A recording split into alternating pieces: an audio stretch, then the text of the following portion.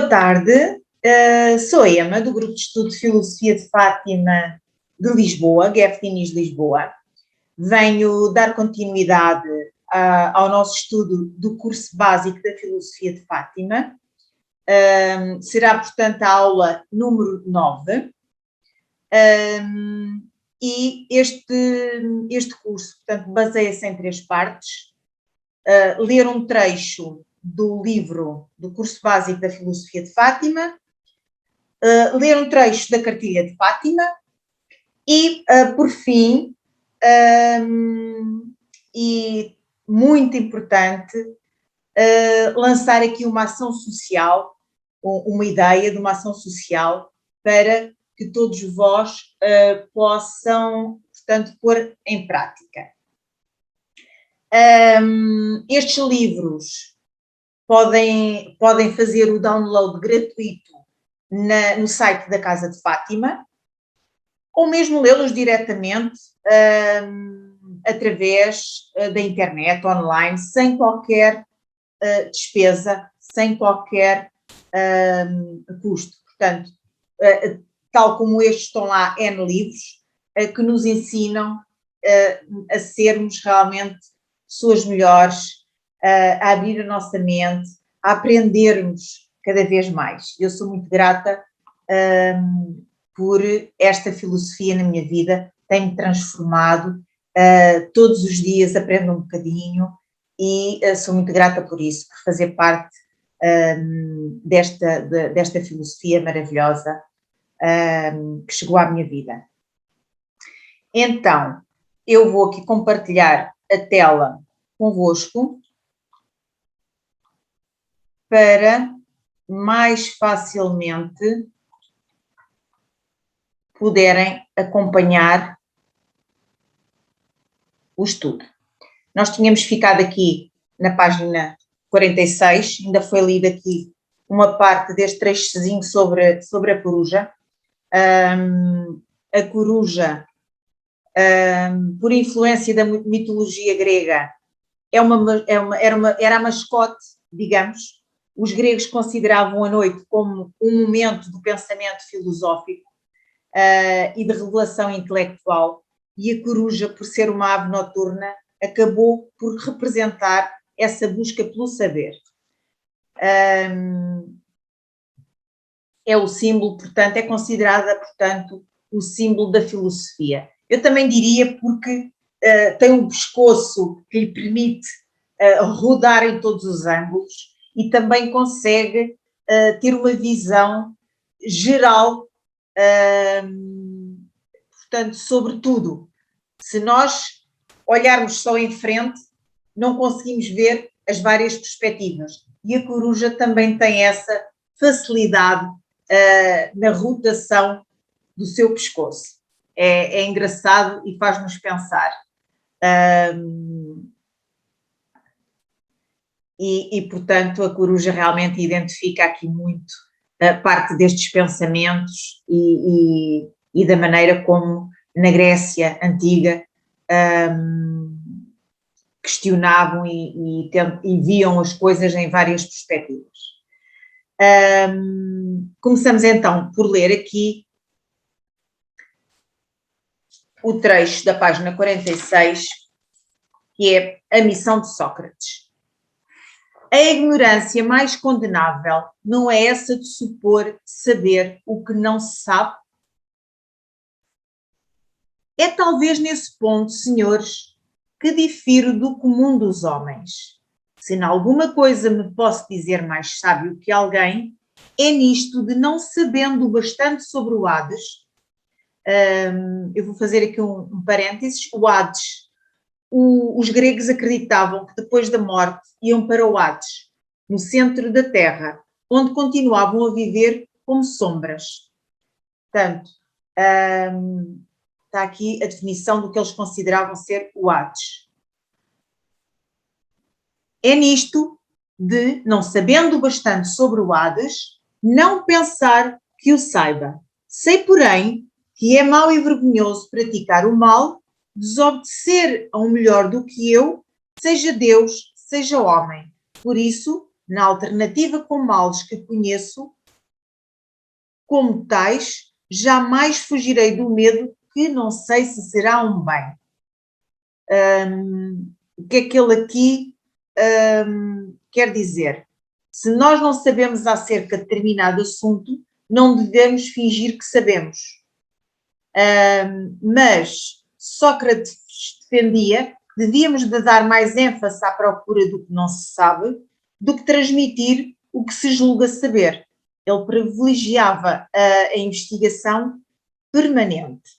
Jamais fugirei do medo do que não sei se será um bem. Portanto, mesmo que agora me dispensasseis, desatendendo ao parecer de Ânito, segundo o qual, antes do mais, ou eu não devia ter vindo aqui. O que é que ele aqui quer dizer? Ele, na altura, foi condenado à morte porque preferiu morrer do que ficar sem a sua língua, porque deram-lhe aqui uma alternativa. Ele, se ficasse sem a sua língua, não poderia continuar a fazer o trabalho dele, que ele tanto gostava, de dialogar com as pessoas. E é o que ele dizia, jamais fugirei do medo do que não sei se será um bem. Ou seja, se ele desconhecia o que é que iria acontecer depois dele morrer, ele nunca poderia temer. Tanto que, quando foi condenado, escolheu o desconhecido, escolheu morrer. Em vez de ficar sem a língua, pois não poderia mais conversar com as pessoas pelas ruas, questionando-as e ensinando-as por meio da prática do seu método. Trazia ideias não dele, mas das pessoas, tinha a missão do diálogo. Ou seja, ele o que ouvia das pessoas nas ruas por onde ele passeava, que era o que ele gostava de fazer, espalhava aquilo que ouvia, contava o que ouvia. Portanto, eram os conhecimentos das outras pessoas que ele ia espalhando. Mas eis a hora de partir, em que a morte, para a morte, eu para a morte e vós para a vida. Quem de nós chega o melhor rumo? Ninguém sabe, exceto os deuses. Ou seja, ele aqui diz que não sabe qual seria o melhor rumo. Por isso, ele preferiu, efetivamente, a morte. Este trecho aqui especifica bem. Portanto, mesmo que agora me dispensasseis, desatendendo ao parecer de Ânito, segundo o qual, antes do mais, ou eu não deveria ter vindo aqui, ou já que vim, é impossível deixar de condenar-me à morte, asseverando ele que, se eu lograr a absolvição, logo todos os vossos filhos, pondo em prática os ensinamentos de Sócrates, estarão inteiramente corrompidos, mesmo que, apesar disso, me dissesseis: Sócrates, por ora, não entenderemos a Ânito e te deixamos ir, mas com a condição de abandonares essa investigação e a filosofia. Ou seja, ele teria que deixar a filosofia dele. E o que ele gostava era de vaguear pelas ruas de Atenas e conversava com as pessoas e era a missão dele. Portanto, ele jamais poderia pôr essa hipótese. Portanto, não aceitou essa condição. Sócrates, por ora, não entenderemos a Ânito e te deixamos ir, mas com a condição de abandonar essa investigação e a filosofia. Se fores apanhado de novo nessa prática, morrerás. Mesmo, repito, que me dispensasseis com essa condição, eu vos responderia. Portanto, mesmo com essa condição, ele iria responder: Atenienses, eu vos sou reconhecido e vos quero bem, mas obedecerei antes a Deus que a vós, enquanto tiver alento e puder fazê-lo.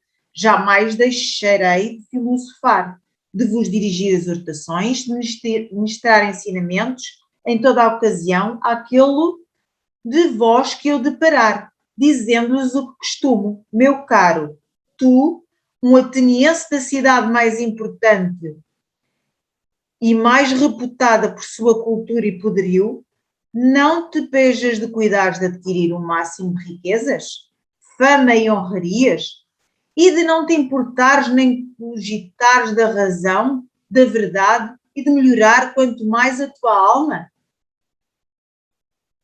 Portanto, ele, para Sócrates, a virtude era a mais importante de todas as coisas e acreditava que o melhor modo para as pessoas viverem era se concentrando no próprio desenvolvimento, em vez de buscarem a riqueza. Portanto, os bens materiais, as riquezas para ele não eram o mais importante. E se alguém de vós redarguir que se importa, não me irei embora deixando, mas o hei de interrogar, examinar e confundir, e se me parecer que afirma ter adquirido a virtude e não adquiriu, hei de repreendê-lo por estimar menos o que vale mais e mais o que vale menos. Portanto, ele iria repreender quem desse maior importância às riquezas, aos bens materiais. É o que hei de fazer a quem eu encontrar, moço ou velho, forasteiro ou cidadão. Lá está.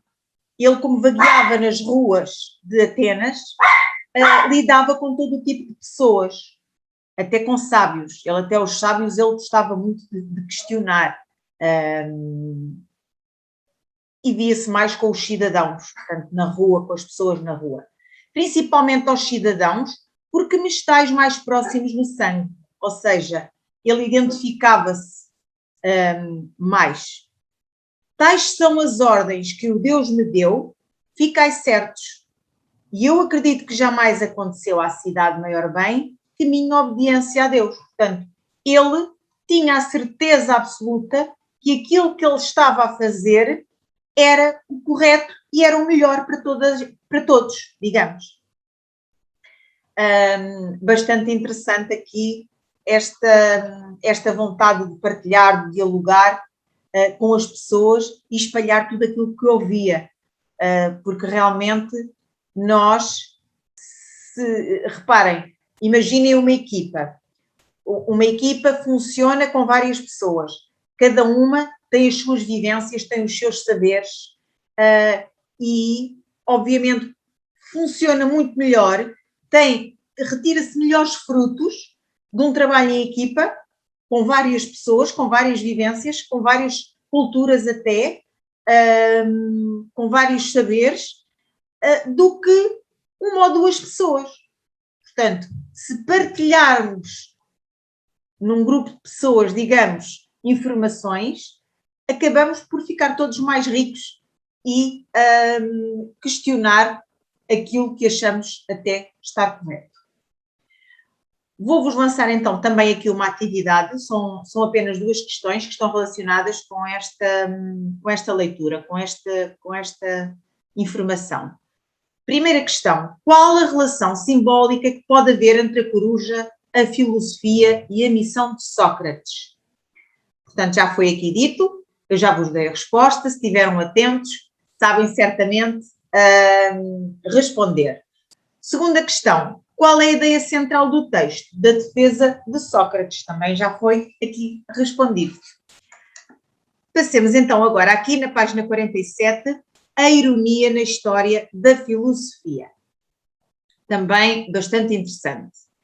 A ironia é uma forma de tratar o saber e aparece na história também como reação ao dogmatismo, isto é, quando existem verdades impostas pelas crenças ou pela autoridade, impedindo as pessoas de pensar e manifestar suas opiniões, conforme Merleau-Ponty. Se nós pensarmos um bocadinho, nós crescemos e durante a nossa vida, por vezes, são-nos impostas certas crenças, certos mitos, certas coisas que nós começamos a enraizar na nossa cabeça e só achamos que é daquela forma. É como quase uma imposição, uma autoridade que é quase como uma autoridade. Nós parece que temos que acreditar naquilo e porque sempre foi dito aquilo nos nossos antepassados. Impedindo-nos aqui de pensar e até às vezes manifestar as opiniões. Portanto, é disso que nós nos temos que libertar, de todos esses mitos, de todas essas crenças, nessas coisas que nos impõem desde que somos pequeninos, às vezes até inconscientemente. E questionarmos e pensarmos se realmente é assim, abrirmos a nossa mente, diria. É isso que eu tenho aprendido com a filosofia de Fátima e é isso que já nesta altura se falava. A vida e a morte de Sócrates são a história das difíceis relações que o filósofo, que não é protegido pela imunidade literária, ou seja, toda a informação que nós temos é-nos deixada por outras pessoas, por outros filósofos que deixaram essas informações, porque nada foi escrito por ele, por Sócrates, diretamente por ele. Não há nada editado que possamos ler que tenha sido escrito por ele. Portanto, tudo isto é-nos passado por outras pessoas, por outros filósofos até. Mantém com os deuses da cidade, isto é, com os outros homens e com o absoluto imobilizado cuja imagem lhe apresentam. Merleau-Ponty. Portanto, o Sócrates perguntava, questionava, ele fingia não saber, ele zombava com a superioridade do outro e pedia um conselho fingindo subalterno. Portanto, ele fingia não saber para levantar aqui uma questão. Fazia perguntas, fazia a pessoa duvidar da sua resposta e reconhecer a sua própria ignorância, levá-la a uma nova definição. Portanto, ele tinha essa capacidade. Fazia novas questões, a pessoa ficava exausta e acabava por se declarar ignorante. Para ele, a ignorância era o primeiro passo para o conhecimento. Ou seja, se nós acharmos que sabemos tudo, se nos convencermos que sabemos tudo, acabamos por não ir buscar informação, por parar. Peço desculpa, mas tenho aqui o meu cãozinho que está a fazer aqui uma grande barulheira, faz parte. Reconheceu então a própria ignorância. Fazia novas questões e a pessoa ficava exausta e declarava-se ignorante. Portanto, ele era parteiro das ideias, ele dava à luz ideias, gerava novos pensamentos, novas ideias nas pessoas e acabava por fazer aqui um questionamento exaustivo às pessoas, até fazia os sábios duvidarem daquilo que sabiam. O exercício da filosofia, enquanto interrogação sobre as várias instâncias do real, questiona a ordem instituída e, à medida que analisa e pondera, interfere na ação. Nas suas observações sobre Sócrates, Merleau-Ponty acrescenta: a ironia de Sócrates é uma relação distante, mas verdadeira, com outrem, que exprime este dado fundamental de que cada um, sendo inelutavelmente ele próprio, no entanto se reconhece no outro e procura desligar um do outro pela liberdade. Merleau-Ponty. Ou seja, se nós nos reconhecemos no outro, temos grandes vantagens. Eu, por exemplo, estou a analisar o comportamento de uma pessoa que não me parece todo o mais correto. Eu vou repeti-lo? Não. Nós podemos nos ver nos outros para não fazermos aquilo que achamos que não está correto e não repetir. Assim como o contrário. Podemos repetir, podemos fazer por fazer, tentar fazer, esforçar-nos por fazer aquilo que gostamos de ver nos outros. Aliás, eu diria mais. Se pensarmos um pouco, e olhem que isto é verdade, eu tenho a prova disso, Se nós lidarmos com pessoas felizes, bem dispostas, alegres, que buscam sempre conhecimento, acabamos por nos tornarmos como elas. E acreditem que isto é verdade. Nós temos o poder, a capacidade de minar o que está à nossa volta, tanto para o bom como para o mal. Portanto, vamos minar com o que é bom, para termos um excelente ambiente familiar, de amigos, de trabalho. Nós podemos, efetivamente, contribuir muito com isso. Eu não sei se li aqui este trechozinho. A vida e a morte de Sócrates são a história das difíceis relações com o filósofo, que não é protegido pela imunidade literária. Li. Portanto, é esta tal situação em que não foi ele que nos deixou algo escrito por ele. A ironia é uma forma de filosofar que retorna em outros momentos da história com outros sentidos. Por exemplo, Montaigne, ao afirmar que nem ele nem ninguém saberá nada de certo, aplica a ironia no contexto de que se chama ceticismo. E eu já vou ler aqui um pequenino trecho acerca do ceticismo. Montaigne foi um filósofo do século XVI que viveu numa época de muitos conflitos, transformações sociais e questionamentos do pensamento vigente na Idade Média. O pensamento de Montaigne refletiu estas contradições de tal modo que as oscilações, as alusões, a ausência de sistematicidade tornam-no um pensador peculiar. Como outros intelectuais do seu tempo, buscou inspiração na antiguidade, mais precisamente o ceticismo grego e romano. O pensamento cético pode ser encontrado em Protágoras, cujas proposições relativizam todo o conhecimento, isto é, o homem é a medida de todas as coisas, não havendo certeza a respeito do conhecimento da natureza e das coisas. Curiosamente, ao afirmar que não há possibilidade de um conhecimento certo sobre as coisas, os céticos aproximam-se da proposição socrática: só sei que nada sei. Sócrates, porém, confia na razão e empenha-se em procurar a verdade. Ou seja, por muito que se saiba, nada se sabe. E é bom que tenhamos isto em mente para nunca pararmos de buscar conhecimento e nunca pararmos de aprender, de crescer intelectualmente. Vou-vos ler então aqui um trechozinho do ceticismo. O ceticismo foi desenvolvido inicialmente por Pirro, 367-275 a.C.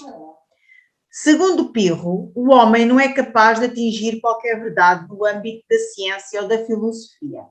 As únicas verdades são de caráter subjetivo e não podem ser consideradas propriamente verdades, pois não passam de simples impressões, que não nos garantem a certeza. Não temos acesso à essência das coisas, conhecemos somente as suas aparências. Diante disso, a mais sábia das atitudes do homem é a abstenção ou suspensão dos juízos. A versão mais conhecida do ceticismo é o probabilismo. Nesta versão, incentiva-se a desconfiança permanente em relação à verdade, sem, no entanto, fechar-se completamente à hipótese da sua probabilidade. Portanto, não nos podemos fechar à verdade e devemos colocar sempre aqui a probabilidade de. Nesta versão, incentiva-se a desconfiança permanente em relação à verdade, sem, no entanto, fechar-se completamente a hipótese da probabilidade. Lá está.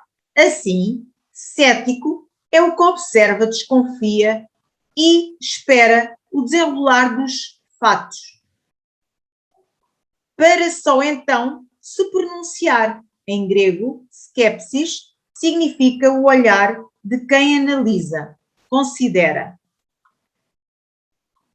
E realmente é verdade, não devemos fechar nunca aqui a porta à verdade, devemos sempre abrir uma possibilidade para algo. Passaria então agora aqui à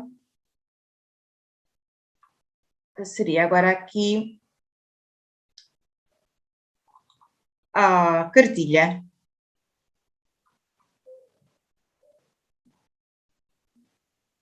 Aqui à cartilha.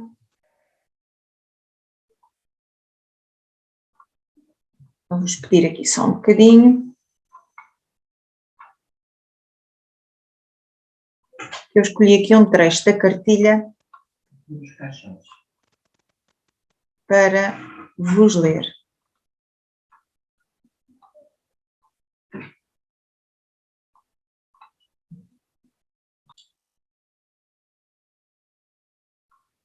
Então, vou-vos ler aqui o trecho da página 24 da cartilha de Fátima, que também poderão ler ou fazer o download no site da Casa de Fátima. Não seja escravo da ideia dos outros.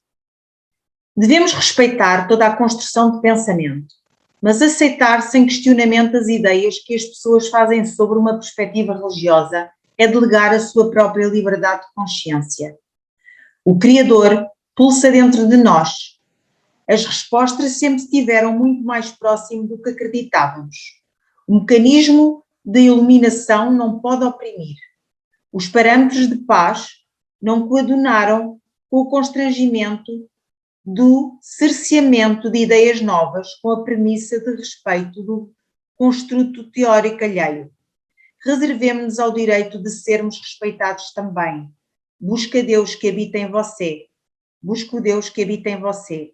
Respeita o Deus que habita nos outros e o que for de controle e compulsão de outrem, cabe-nos o respeito e não absorção de conteúdos desnecessários ao nosso próprio desenvolvimento como ser, como parte da luz.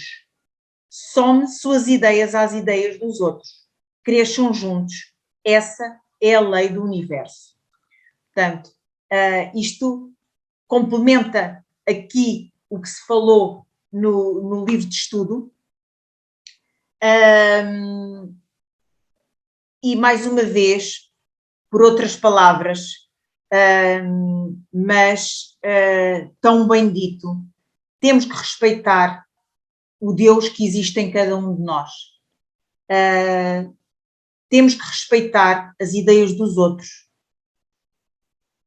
Somos seres diferentes, temos vivências diferentes e é muito importante que consigamos ter essa capacidade de respeitar o próximo.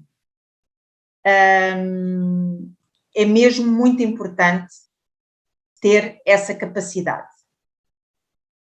Nós, o que devemos fazer é juntar as nossas ideias às ideias dos outros e formar um todo. Conseguimos crescer, aprender uns com os outros e evoluir. É esta a ideia. Terminando aqui todas estas reflexões, passaria então para a última parte desta nossa aula, que é a ação social. O Grupo de Estudo de Filosofia de Fátima, em Lisboa, o GEF Diniz Lisboa, tem em prática várias ações sociais. Uma delas é a confecção das refeições com entrega a sem-abrigos e também, neste caso, por exemplo, está a ser feita uma entrega todas as semanas à ReFood Arroios, que tem efetivamente muitas pessoas inscritas e que necessitam desta ajuda e efetivamente é esta a nossa missão atual. O que nós sugerimos que possam fazer é, por exemplo, não falando aqui nas refeições, mas que já foi sugerido também na aula anterior, não falando aqui nas refeições, sugeríamos então que fizesse um telefonema a um amigo que não fala há algum tempo, que por alguma razão tenha ficado com alguma mágoa, algum rancor, e que se esforce, que ponha esse acontecimento de parte e que perdoe essa pessoa e lhe faça esse telefonema. Deixo aqui esse desafio para vocês. É uma ideia, é uma ação social e é muito importante que o façamos. Despeço-me então, deixo aqui um beijinho para todos vós e acompanhem-nos na Casa de Fátima, estarão lá publicadas todas as aulas. Um beijinho e até à próxima. E obrigada.